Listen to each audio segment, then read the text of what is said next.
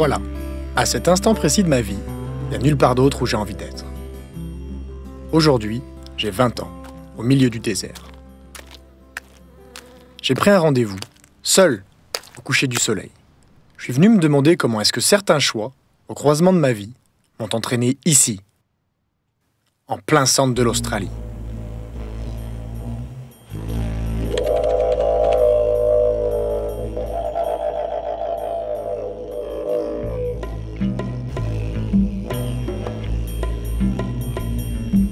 Bonjour, je m'appelle Florian Mosca, j'ai 18 ans et j'habite à Villars-Salais, un petit village de Savoie. Je viens d'avoir mon bac littéraire et je vous appelle car j'aimerais faire dans la vidéo. J'ai un projet de film. Bonjour, je viens pour retirer de l'argent. Je voudrais envoyer un dossier. Ah non, il me faudra un RIB, une pièce d'identité. Vous devriez vous inscrire. Je peux changer d'abonnement? Non, monsieur. J'ai un projet. Ah non, Non, nous sommes fermés le lundi. Nous ne prenons pas la Oui, carte monsieur. bancaire. Il va falloir attendre. Vous n'avez pas la carte Excusez-nous, d'identité. monsieur. Ah, excusez-nous, monsieur, ça va pas être possible. Ici, en France, c'est toujours non. Pour moi, je crois que ça va pas être possible.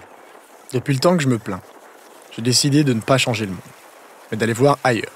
J'ai déjà redoublé ma seconde. Et à 18 ans, c'est pas simple de prendre une décision. Alors je dois continuer les études. C'est sur Internet que je découvre cette école de cinéma à Sydney et que je m'inscris d'abord pour 1 an. Depuis que j'ai 14 ans, pour moi l'Australie c'est le soleil, le skate, les nanas, la liberté, l'immensité. En quelques chiffres, 25 000 km de côte sauvage, 14 fois la taille de la France, seulement 20 millions d'habitants. Mais c'est surtout un chiffre, le chiffre 1, comme un rêve, une intuition et une rencontre. Celle de Simon, en France, 2 ans avant mon départ. Well, I met Flo, I think it was August 2004. We were fortunate enough to be driving by the Musca's garage and I saw a silver Megane and I was interested in this car. And I went in there and I spoke to a very nice sales lady and it happened to be Florian's mother. We had a transaction and she said, where are you from? And I said, Australia. And she said, Australia. She said, you must meet my son and Florian. And before I know it, Florian turned up and there he was, this guy who was passionate about Australia and passionate about visiting Australia and Australians. And it was a destiny for him. And from that point, I knew that there was a connection there, and we had to sort of bring about Florian's dream of getting to Australia. So that was the start. Le chiffre 1, comme le 11 janvier 2006. Seul, quand je suis parti. J'ai troqué ma vie en France, ma famille, mes amis, contre ces 20 kilos de bagages. J'étais plutôt courageux, j'étais plutôt lâche. Bye bye mon fils, je te donne les clés de la valise. Ouais. Je crois pas que la rencontre avec Simon était un hasard. J'ai pris une décision, celle de suivre mon intuition. Je crois en la motivation, pas en la modération. Pourquoi l'autre bout du monde? Parce que justement, je pouvais pas aller plus loin. Pourtant ce matin, quand je monte dans l'avion, j'ai plutôt l'impression de sauter dans le vide. He wanted to skip the back and just come straight out, but we encouraged him to finish. And he finished well, and by 2006 we had plans made, and he was to arrive in Australia. Australie, bienvenue, bienvenue. Simon m'accueille à Sydney, où j'arrive après une 30aine d'heures de trajet, dont 24 heures de vol, avec un visa étudiant d'1 an seulement. And there he was. Welcome to Australia. He hung out here at Chemois, at Darling Point, for a few weeks, just getting used to the Eastern Hemisphere, to getting over his jet lag and the surrounds of Sydney. One of the first things we did, we went up to the skateboard shop to get him a set of wheels, because he's a bit lost without a set of wheels. So.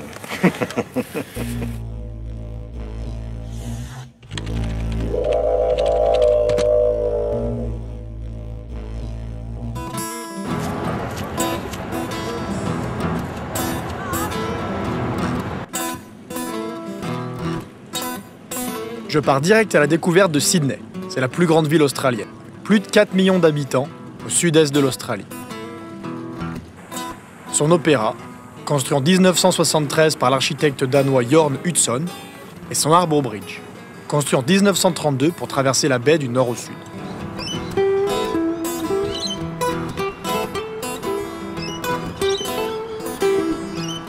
La La ville est entièrement construite autour de l'eau. Donc, un grand port, mais aussi tous les sports nautiques. La nature est partout dans Sydney. Du jardin botanique aux plages de Bondi et Manly, les buildings en verre se mélangent parfaitement aux palmiers et au sable. La culture à Sydney est un peu anglaise, un peu américaine, mais eux les Australiens, no worries, rien ne peut les inquiéter. Faut-il parler couramment anglais pour partir? Non. Comme pas mal de Français, quand j'arrive à Sydney, j'ai un niveau bac. Et j'ai encore beaucoup de mal à comprendre et à parler l'anglais. Bonjour, je m'appelle Flo. I live in a chalet in the mountains. This is very nice. So it wasn't long before Flo sort of adapted very quickly to the Australian colloquialisms and speech, and his English did improve quite dramatically. Yeah.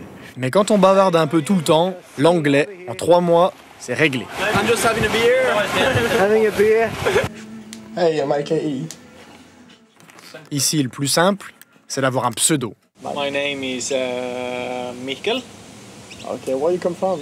I'm from Estonia, and actually in Australia I'm using the name Mike because it's quite hard for people to understand that my name is with HK, not with KH, so it's easier to go for Mike. Tout comme Mike, je passerai de Florian à Flo, comme dans Go with the Flow. Flo? Flo, yeah. Flo. Flow. Florian. Florian. Florian. Tout le monde n'est pas né anglais ou australien à Sydney. Tout le monde fait un effort de compréhension. Il y a beaucoup d'immigrés, qu'ils soient grecs, suédois, italiens, asiatiques. Sydney est très cosmopolite. I think all nationalities are welcome. That's great. Je monte à gauche et il n'y a pas de volant. Par contre, j'ai trouvé beaucoup plus compliqué que le langage, la conduite à gauche.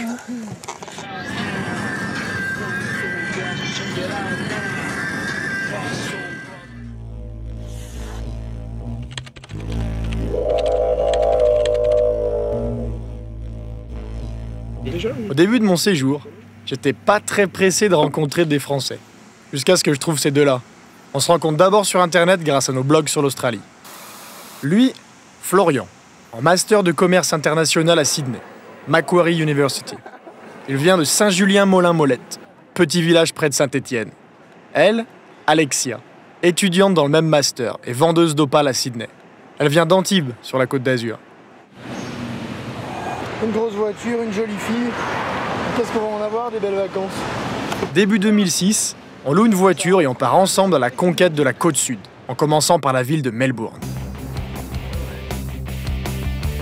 3 millions d'habitants, deuxième plus grande ville d'Australie et grande concurrente de Sydney. La cité de Melbourne a un style plus européen. Tiens, vu qu'on n'est pas d'ici, on va demander à une inconnue ce qu'elle en pense. Melbourne's fantastic. It's a sports-focused city. It's also, I think the weather's very mild, so it's very easy to live here. It's got a lovely, it has a focus on the arts as well. Good restaurants. It's very multicultural.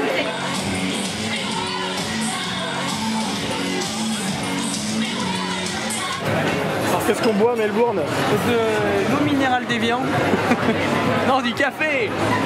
Tout le monde boit un café, c'est fou. Ah ouais. Il y a plus de café ici qu'à Paris. Yeah, well, it's got a strong cafe culture, as you can see. There's lots of cafes everywhere. So that's a city life. So for a young person, in particular, that would be a really good thing.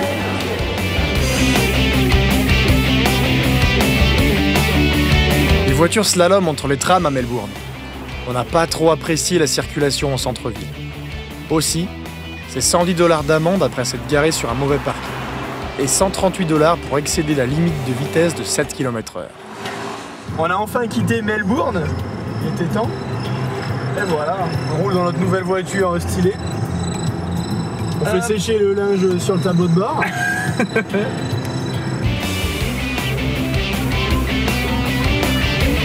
Première petite ville sur la carte, Torquay. C'est l'origine du surf en Australie.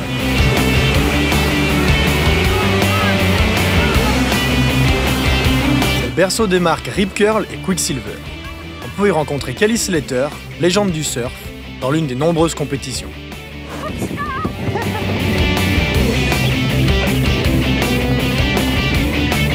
Le sandboard, ben c'est un peu comme du snowboard. Ou pas.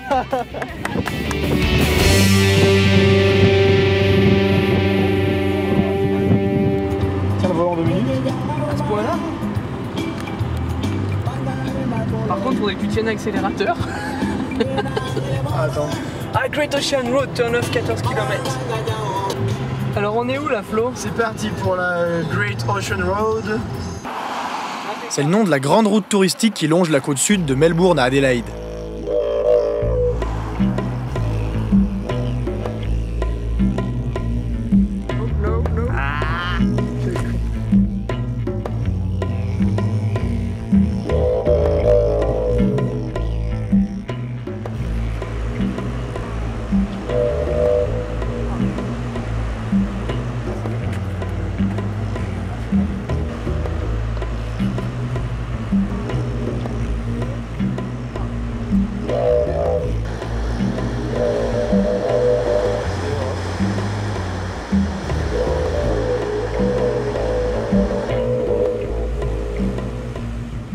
Qu'est-ce que tu penses du tourisme en Australie? Eh ben, comme j'ai dit avant, ouais, c'est bien régulé. Donc tout ce qu'ils font, en fait, ils mettent ils balisent les sentiers. Dès qu'il y a un endroit où c'est à peu près joli, il y a un parking avec des toilettes, des poubelles. Enfin, c'est vraiment bien organisé. Mais il y a des moments, par exemple, c'est un peu trop. On se sent un petit peu vraiment sur. C'est vraiment trop touristique, quoi. Tout le monde vient là. Il y a plus cet aspect sauvage justement qu'on trouve si on va dans des endroits où il n'y a rien, où personne n'est jamais venu. Nous, on a décidé de faire du tourisme pas toujours légal, justement. Alors là, on vient de faire quelques kilomètres dans la Cambrousse. On s'est dit qu'on pourrait bien s'arrêter dans la Barrotière. Et on a planté la tente. Est-ce qu'on peur? J'espère qu'on va pas se faire attraper. Entre deux nuits, on essaye de ne pas déranger les quelques habitants de la côte et du terrain de golf. Nous ne sommes pas sur... Comment c'est cette émission là? Où ils sont sur l'île Koh-Lanta. Alors Koh-Lanta en live. Alors là c'est... Préparation du camping. Préparation du terrain. Alors on ramollit un peu le goudron. Mais vous êtes sûr que c'est bien de faire ça? Ah oui, oui. En plus, il n'y a pas d'animaux, il n'y a rien. Elle est là-bas la bête. Je l'ai envoyé chier. Bon là maintenant, faut y aplanir. Hein. Non, bah ouais. Voilà, donc c'est là qu'on a dormi. Moi, je pense que le plus confortable, ça reste l'herbe.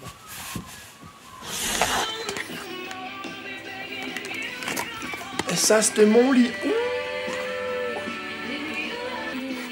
On a bien dormi hier soir ou pas? Impeccable. Ça changera de la tente dans les souches et les racines, au milieu des bois. Bon alors on a tout fort quand même. Regarde la route. Mais c'est bien, elle avance bien cette voiture, on le sent pas.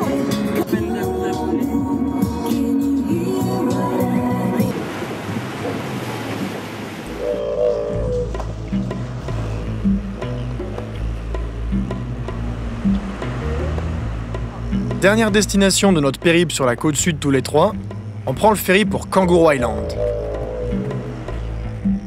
Un peu d'histoire.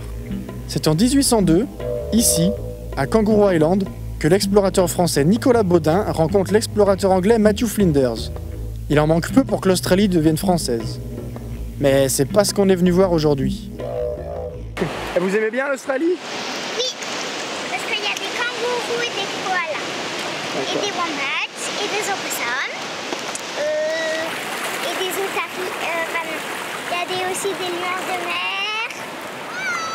Il y a plein de choses, plein d'animaux aussi. Et moi j'aime bien les animaux. Fini les barrières et les structures touristiques. Ici, on rencontre la nature à l'état sauvage. Certaines espèces rares, d'autres juste inattendues. Du genre le lion de mer australien. Une des nombreuses espèces protégées, il n'en resterait qu'environ 12 000.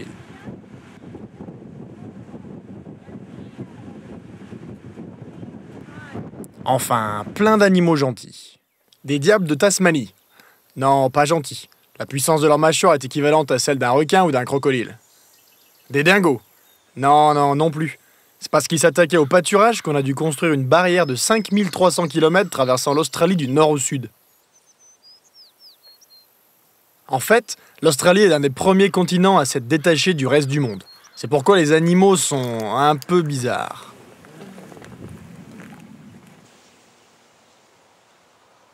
Des cygnes noirs, des mammifères qui pondent des œufs et des grands animaux qui font des bonds. Le kangourou est devenu l'emblème national car il est le seul animal à aller toujours de l'avant. Il ne peut pas reculer.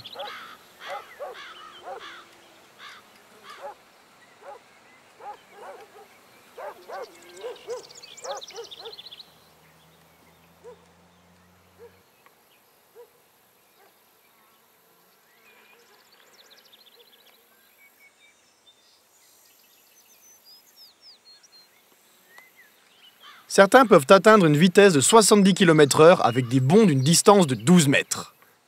Dans les endroits où la nourriture se fait rare, le bond est aussi le moyen de locomotion le plus économique en énergie. Au contraire, les feuilles d'eucalyptus qui nourrissent le koala ne sont pas d'un apport énergétique suffisant.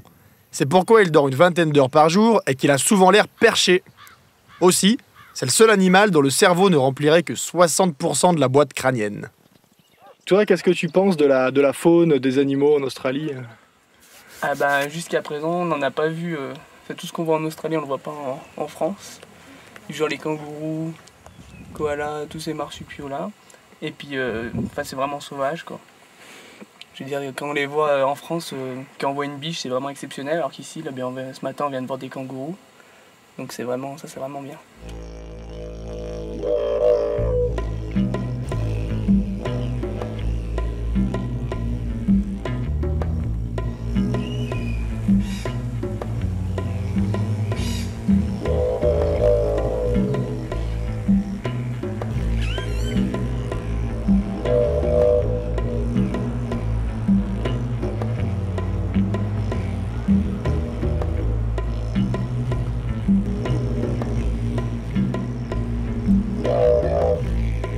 Alors dis-moi Flo, c'est quoi ce que t'as mis autour de ton chapeau là? C'est des joncs ou des petites herbes et ça évite de choper les mouches dans les yeux. C'est la petite astuce du jour présentée par Florian. Attends, c'est ridicule ton truc. Et toi ton truc pour les abeilles, tu crois que c'est mieux? Maintenant, il est temps pour moi de retourner dans ma toute nouvelle routine à Sydney.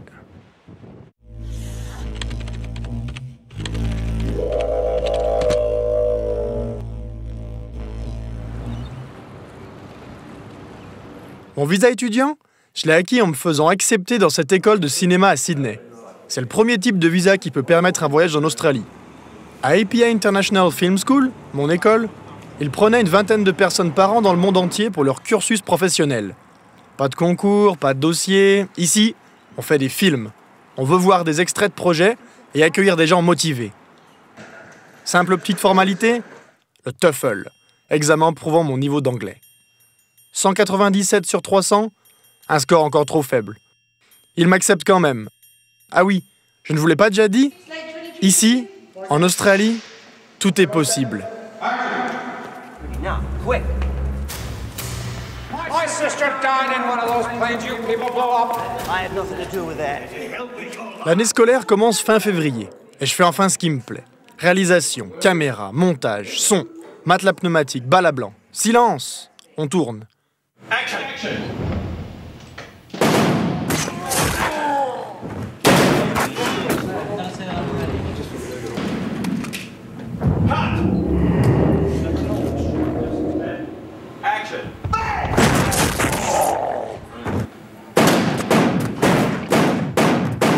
J'espère ressortir avec un diplôme, Advanced Diploma of Screen, et surtout un CV, DVD, au générique, Florian, caméra, montage.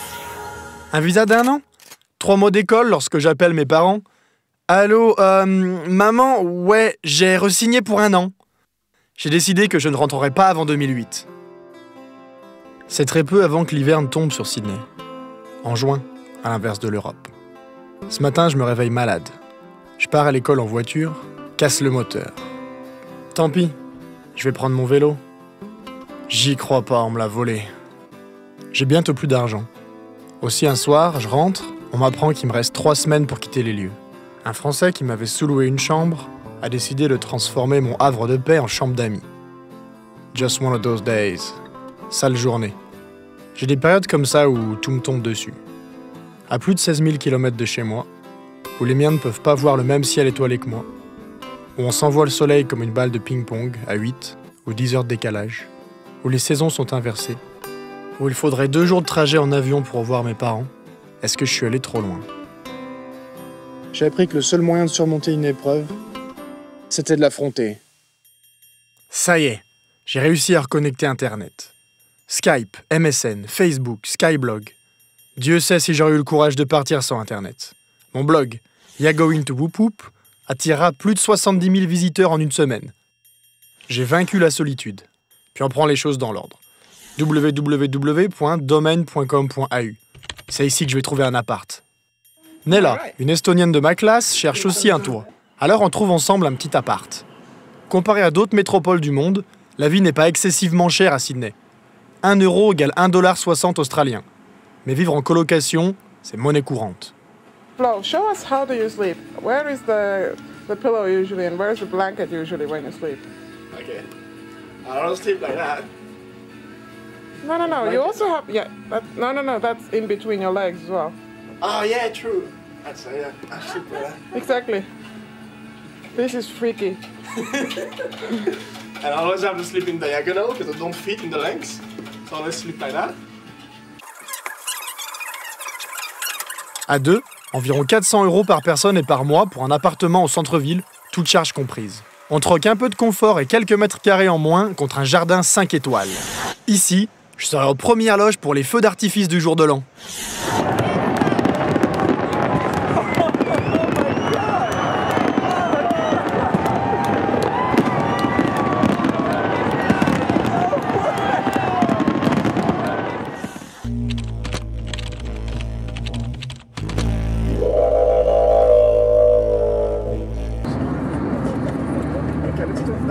Il est temps de sortir un peu de la ville et d'aller prendre l'air.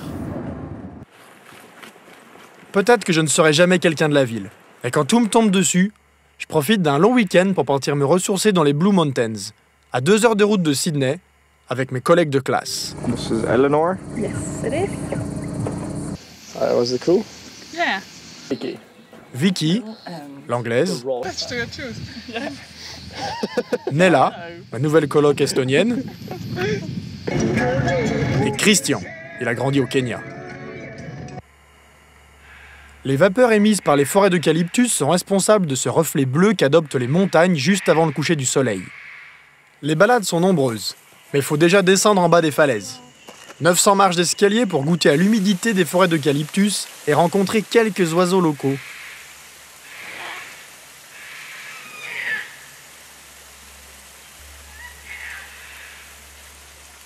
Pour remonter, c'est simple. On a l'embarras du choix. C'est ou le Skyway, téléphérique, ou le Railway, un des funiculaires les plus raides au monde. This is a bit crazy because you can actually fall out. Yeah. Ici, les légendes sont nombreuses. Les Three Sisters. Selon les aborigènes, 3 sœurs seraient tombées amoureuses de 3 hommes d'une tribu voisine. Interdits par le règlement, un ancien les aurait changés en pierre pour les protéger. Puis, mort au combat, il n'aurait pu les retransformer. Un peu moins mystique, le drop bear, c'est un animal féroce inventé par un groupe d'Australiens courageux. Selon eux, le drop bear vit dans les arbres. Il saute sur les touristes, notamment les filles, qu'il faut ensuite réconforter. La population aborigène est l'une des plus anciennes au monde. Ce sont eux, les natifs australiens. Pour la plupart aujourd'hui marginalisés, ils ne représenteraient plus que 2,2% de la population d'Australie. Ils sont à l'origine d'un instrument de musique, le didgeridoo, et de la peinture à point. Ils voient arriver le 26 janvier 1788 les premiers colons. 11 bateaux remplis de prisonniers anglais. Puis, dans les années 1850, commence la ruée vers l'or. On décide de partir à la recherche d'une ancienne ville minière abandonnée dans les Blue Mountains, Highland. So Vicky, what did this guy tell you? What did they tell you? He said there's just one pub and a few houses there, and then he said we won't get shot, which I don't know. He looked quite mad. I don't know if he was being serious or not. It was just He said you won't get shot. Ha ha ha ha ha. Like lightning in the background, thunder, the rain starts, the clouds pull up. It's like... Yeah. This is when we're going to no man's land. We could have really right, the road is getting smaller and smaller. 74 kilometers to go.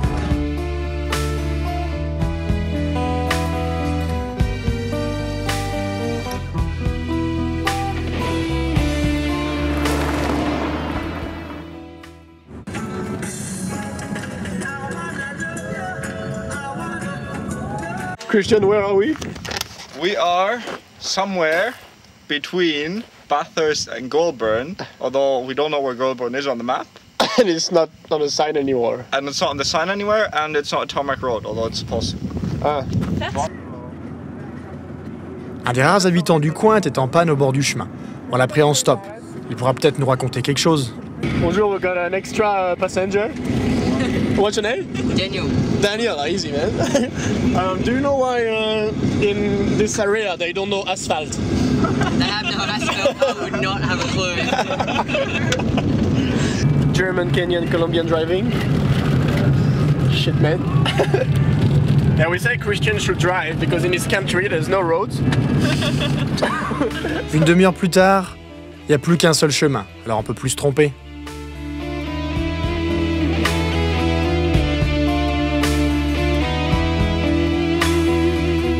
Abandonné? Pas vraiment. À Hill End, il ne reste que 70 habitants des 8000 chercheurs d'or, 5 banques, 8 églises et 28 pubs d'antan. Ils vivaient ici dans des conditions médiocres et mouraient souvent de la tuberculose dans l'espoir de la fortune. Je décide de faire une petite sortie de nuit avec Christian.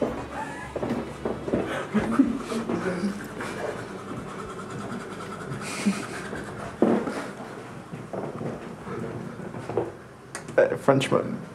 Yeah, man. You feel cool? Yeah, we're about to get ourselves killed, but it's all good. Let's go. Well, we're gonna go somewhere in the middle of the night and probably never come back. Yeah, it's Hill End. Cold food, are you fucking joking me? On ne rencontrera pas de mauvais esprit. Même si, à 100 km du village le plus proche, Hill End est aujourd'hui qualifié de ville fantôme.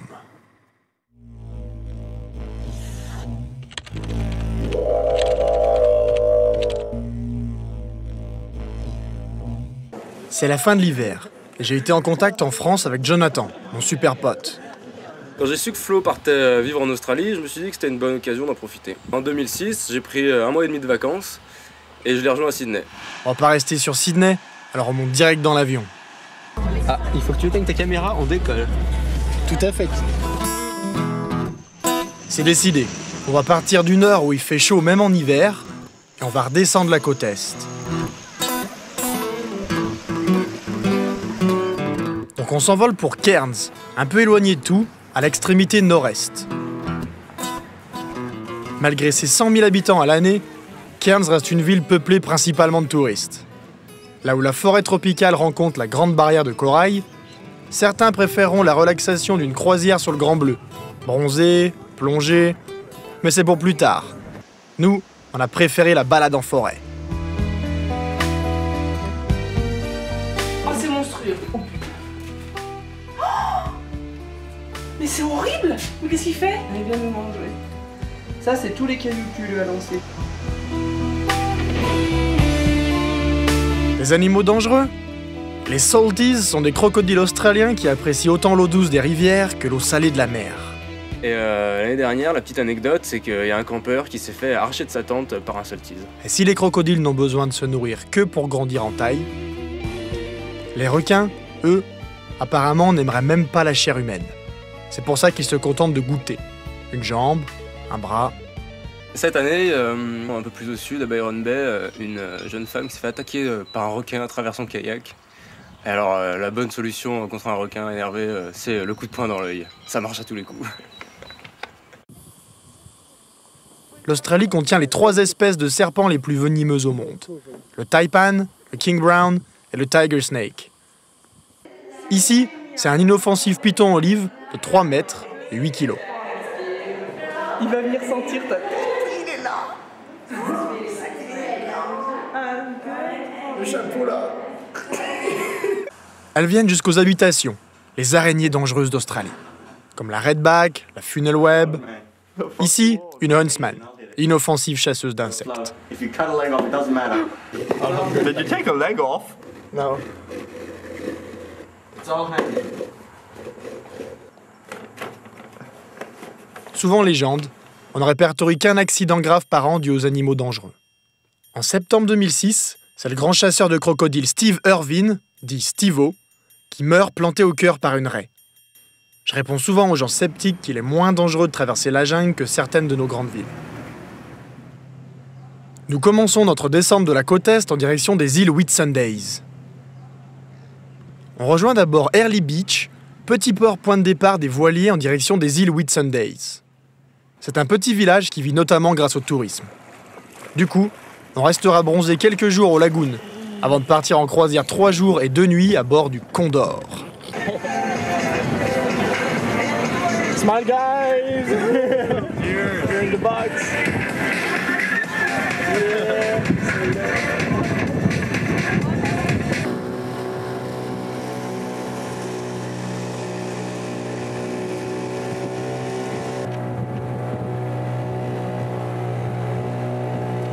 Alors, les Whitsundays, c'est un archipel de 90 îles qui se trouve sur la partie sud de la Grande Barrière de Corail. Et comme un peu partout en Australie, la faune et la flore ils sont protégés dans des grands parcs nationaux.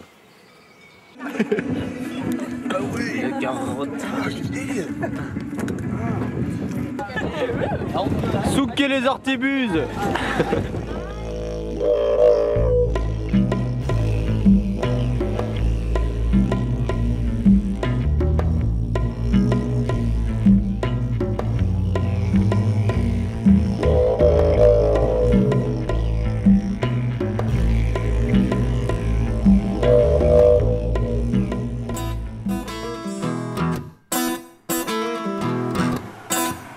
Byron Bay, un peu plus bas sur la côte Est, n'est plus qu'à 800 km de Sydney. C'est un peu sa côte d'Azur. Alors à Byron Bay, surtout ce qu'on vient chercher, c'est un style de vie. La relaxation, la plage, le soleil.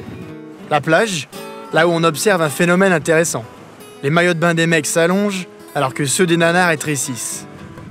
De la short à la longboard, tout est bon pour surfer les vagues de l'extrémité est de l'Australie.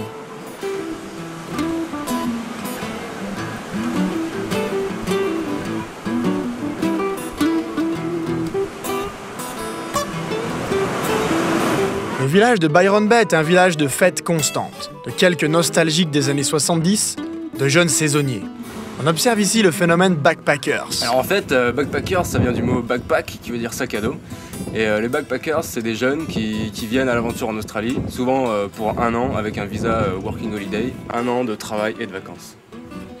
Alors pour avoir droit au visa Working Holiday, il faut avoir entre 18 et 30 ans.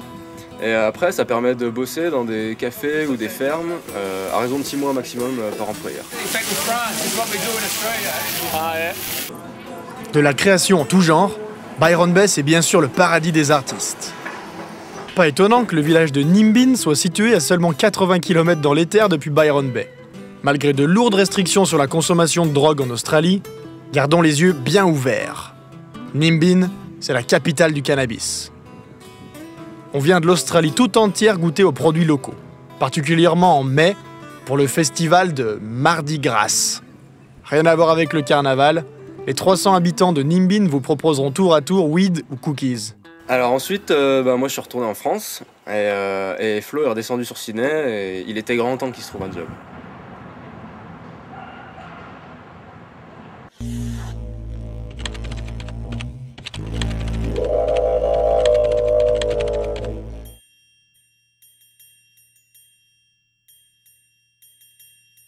Financièrement, avant de partir en Australie, j'ai travaillé un peu à l'usine pour me faire de l'argent, puis j'ai pioché dans mes économies, j'ai vendu 2-3 trucs sur eBay.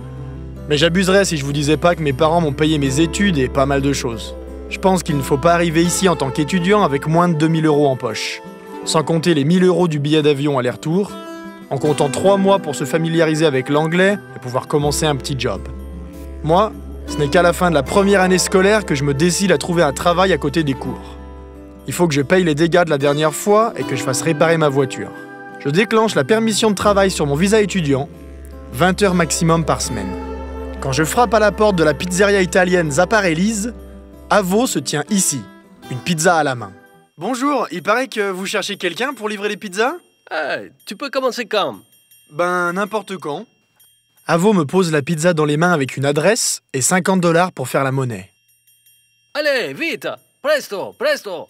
Ce n'est qu'en revenant qu'il prendra mon prénom et numéro de téléphone. Il me permettra de réaliser un autre rêve d'enfance, être livreur de pizza. La deuxième moitié de la semaine, je ferai du montage vidéo pour une entreprise qui publie des documentaires sur Internet pour seulement 25 $ de l'heure. L'école de jour et le travail de nuit, un rythme de vie très similaire à celui de beaucoup d'Australiens, dans un pays avec seulement 5% de chômage. Seulement vendredi soir, le temps semble s'arrêter. Il y a un match, une soirée. Tout semble tellement si simple. Australian people are just so easygoing. Hey. How you doing? Good. They're just really easy to talk to and get to know, and everyone's sort of always nice to you and going like, hey, how you going? And I like that. Well, they love their beer, mate. So if you don't say no sometimes, you'll end up in the pub every afternoon, which is cool. Rendez-vous au pub ou en boîte de nuit, où on contrôlera votre identité. Rendez-vous chez un pote, où vous apporterez absolument votre propre alcool.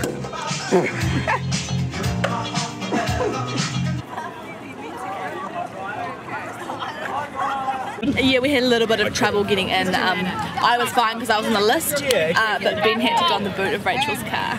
Happy birthday! On fait la fête de bon cœur et tout le monde est ami avec tout le monde parle à tout le monde. Ici, rien n'inquiète jamais personne. Il deviendra très difficile d'entamer une conversation plus profonde que le résultat du match de foot australien en buvant de la bière. Locale, s'il vous plaît. And you think Australian people drink a lot? What about alcohol? Oh, it's ridiculous. They drink so much. And it's not just like the fact that they drink beer. They want to know the percentage of the beer, of the alcohol that they're drinking. Aussi, s'ils grandissent parfois dans des écoles séparées, je pense que personne ne me contredira si je dis qu'ils entretiennent une relation garçon-fille assez étrange.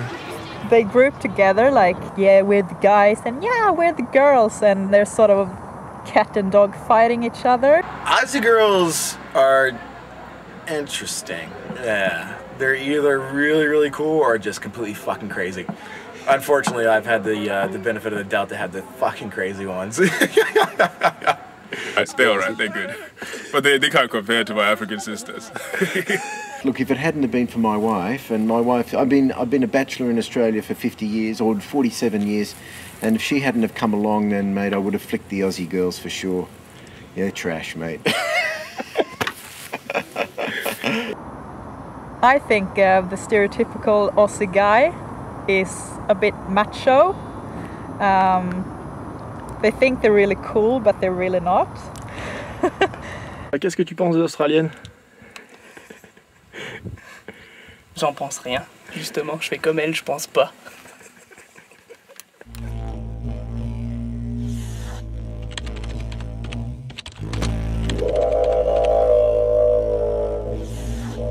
Encore une année est passée et j'ai finalement été diplômé d'un Advanced Diploma of Screen. Alors je retrouve l'autre Florian et Alexia pour partir une dernière fois en voyage, la traversée du désert rouge.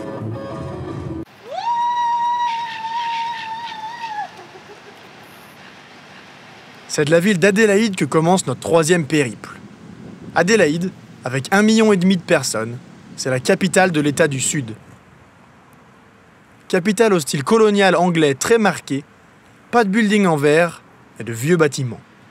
C'est le colonel Light qui trace les plans de la ville en 1836, un centre-ville quadrillé et entouré d'immenses jardins.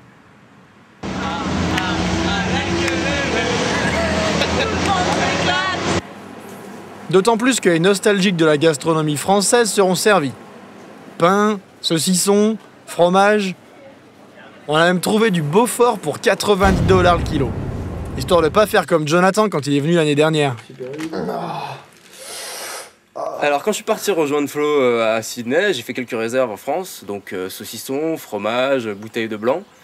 Et malgré le fait que le chien de la quarantaine n'ait rien senti en arrivant à l'aéroport, le douanier et son scanner a réussi à me chourer mon saucisson. Mais heureusement, j'ai pu garder mon reblochon et mon Beaufort avec ma bouteille de blanc.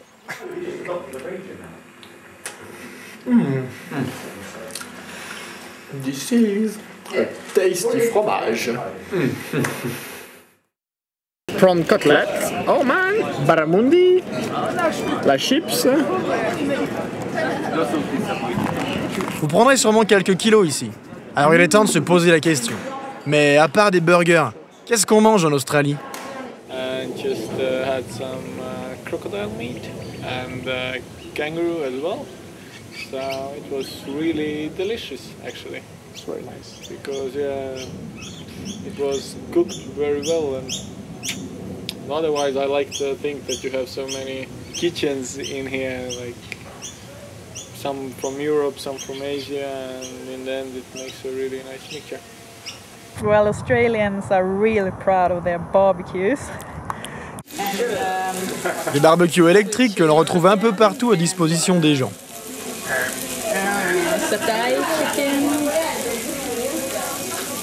I didn't really feel or think that they were that good cooks. As far as Australian food's concerned, it's fresh, it's good, it's plentiful.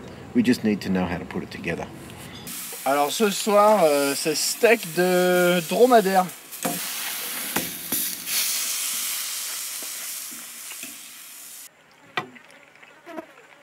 C'est vraiment bon. Ouais. C'est fort. Vous prendrez bien quelque chose avec tout ça. Sauvignon blanc, Cabernet, c'est un peu plus haut qu'Adélaïde, dans la Barossa Valley, plus grand vignoble de vin australien. Enfin, de cépages français, élevés à l'australienne en pleine sécheresse. Les vignobles n'ont jamais attrapé le phylloxéra et sont donc plus vieux que les vignobles français eux-mêmes. On va goûter quelques créations maison, telles que le rouge pétillant. Oh, il est foncé, dis donc. Et puis il est pas alcoolisé. Oh oui, il va être bien pour celui-là. Oh, dis donc, regarde. Tu sais que moi j'aime bien quand c'est comme ça. Il colle au verre. T'es sûr que ça va encore, toi? Il est bon, celui-là. Non, il sent bon. Il sent qu'il y a du porc là-dedans. Celui-là, voilà, il sent les... la cannelle ou des trucs comme ça. Il a de la cuisse. Bon attaquant, j'ai les pieds mouillants.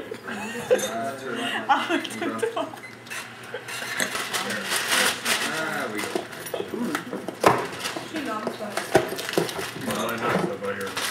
Il a du porc. Crachoir. Ça c'est un crachoir.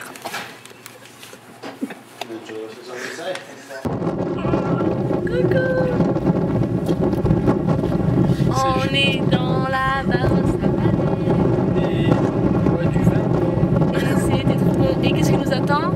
Le vin rouge. Non. Le foie gras. Le frontignac avec du fromage et de la baguette et de la charcuterie. Et de la pizza. Saint-Marcelin coulant. Oh mais comme ça fait du bien la clim là. Oh, je serais passé de anti-clim total à pour la clim complètement là. Et toi Flo, t'aimerais habiter où? Dans le désert, là. Les distances s'allongent et le temps semble s'arrêter. Jusqu'à l'apparition de mirages, des millions de tas de terre blanche. À l'approche de Coober Pedy, la capitale mondiale de l'opale. En aborigène, Kupa Piti, l'homme blanc dans un trou. Vous comprendrez mieux. La légende dit que les grands criminels viennent se cacher ici sous terre, dans les maisons troglodytes. Nous, on a passé la nuit dans une auberge assez spéciale, à plus de 30 mètres sous terre, où il fait sombre et frais. Ça fait un peu peur comme ça, mais en vrai ça va. En vrai, c'est plutôt des films qu'on vient tourner dans ces décors apocalyptiques. Je suis ton père. Coober Pedy, c'est 2500 habitants à l'esprit cramé par le soleil, qui habitent à plus de 500 km de la ville la plus proche. Leur raison, l'opale. Tout commence au fond d'un trou creusé d'une trentaine de mètres. You set them up in your wall here. Okay. Now, you have to have a shaft next to you where you're getting out. Now, you've got 3 minutes for 8 bombs at 70 feet mining. So, what you do is start off with your 3 minutes. You got 2 out of the 3 minutes to light your bombs up. So, leave an even space, light them up. Leaves you exactly 1 minute. You jump on your winch and you get out. So, it's pretty general on Rush Plus. As soon as you get to the top, your first bomb goes off.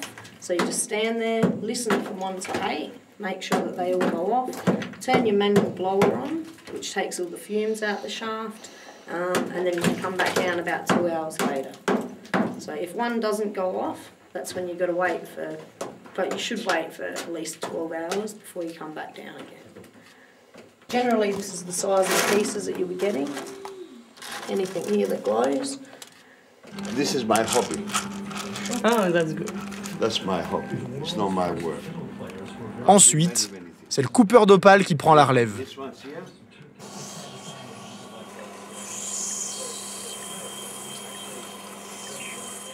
That's boulder.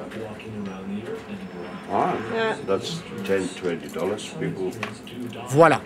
Ce qu'il faut extraire, c'est la petite veine bleue. Et hop, un bijou qui peut aller de 100 à 35 000 $. Selon la taille et le reflet des couleurs. Vu qu'il est devenu interdit de creuser l'opale au centre même de la ville, les gens se débrouillent pour déclarer des travaux d'aménagement dans les maisons troglodytes. La plus grande comportant 14 chambres pour seulement 2 personnes. Les invités ? C'est une vertèbre. Ah ben voilà. Fais-toi la vertèbre. Eh ben moi j'ai trouvé un os avec de l'opale dedans. Regarde ça, on est bien. Putain ouais. Là. Ah le goût, je l'ai. Là. Ah non, c'est un tuyau d'arrosage. Il y a de l'opale, Alex, par terre. Tu vois, je t'avais dit quoi. Putain, ça, elle est belle, hein. Regarde. Ah putain, ouais. Alors tu te foutais de ma gueule, hein. Je t'avais bien dit qu'on en trouverait. Dans la rue.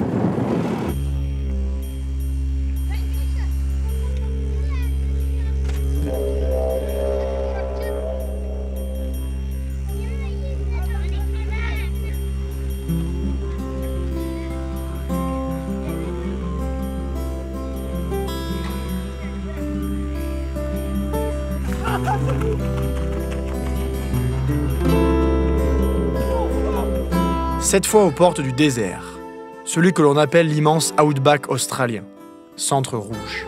L'eau devient de plus en plus rare et les températures montent parfois au-dessus de 50 degrés. So Australian, all right, mate? Yes, I'm Australian, mate. Born and bred in Newcastle. Once a jolly swagman camped by a billabong under the shade of a coolibah tree. As he listened and he watched and waited till his billy boiled, "Ooh, come a waltzing Matilda with me." Down came a jumbuck to drink from the billabong. Up jumped the swagman and grabbed him with glee. Swagman started singing as he stove him in his tucker bag. "You'll come a waltzing Matilda with me." Le moyen de transport des premiers grands explorateurs, le dromadaire. Importé du Moyen-Orient à partir de 1840, ils prirent racine et on compte aujourd'hui presque 1 million de dromadaires sauvages. Mais aujourd'hui, c'est en train qu'on peut traverser l'outback, ou en road trail. Sans limitation de vitesse particulière, ils hantent le désert avec leurs 3 ou 4 remorques.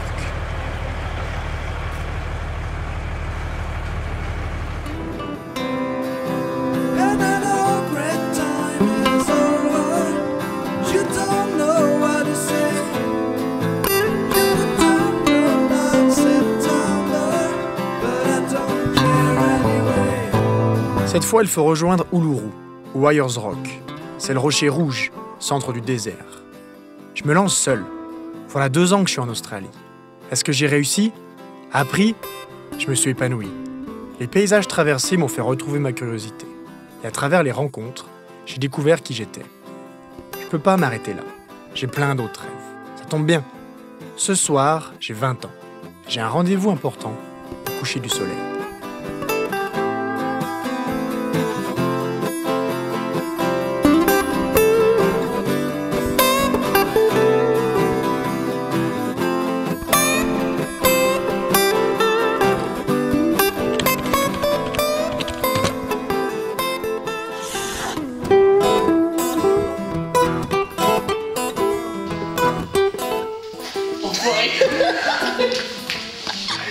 J'avais quand même pas sortir un poil complètement. Là. Tu veux voir là-dessous un peu? Il y a de la cuisse blanche, hein?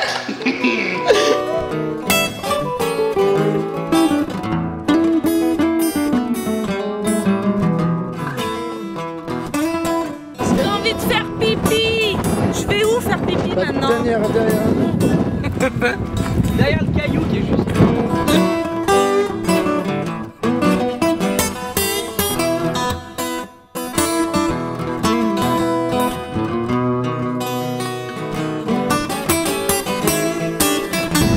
Femme au volant. On est bien content. Ah, merci Flo. Ah bah merci Florian. Bah voilà en plus.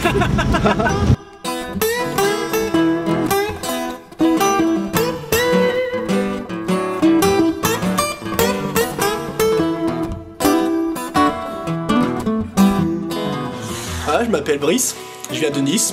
Enfin, d'Australis, ça se voit, j'ai les cheveux longs. Allez, tu.